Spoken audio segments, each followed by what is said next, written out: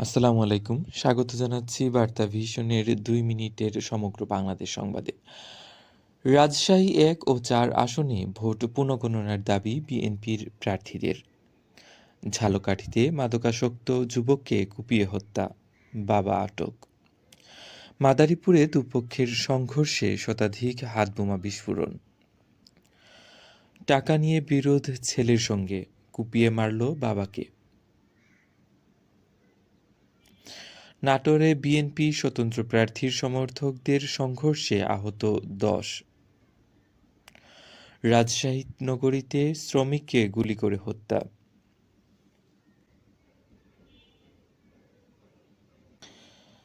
তারেক রহমান পারস্পরিক শ্রদ্ধা ও ইতিবাচক রাজনীতির সূচনা করেছেন বলেছেন সার্জিস। ছায়া মন্ত্রিসভা গঠনের প্রক্রিয়া চলছে বললেন আসিফ মাহমুদ সজীব ভূঁইয়া। নতুন সরকারের শপথ মঙ্গলবার।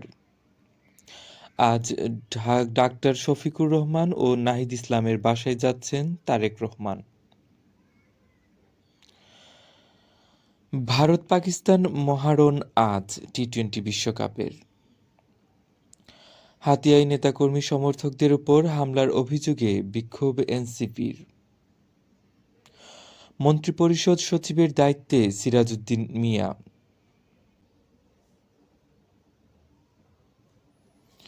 আজ শাহ আব্দুল করিমের জন্মদিন।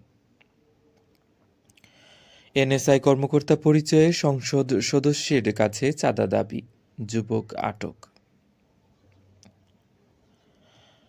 চট্টগ্রামে নির্বাচনী সহিংসতায় ১ দশকে ১১ খুন, একটিরও বিচার শেষ হয়নি।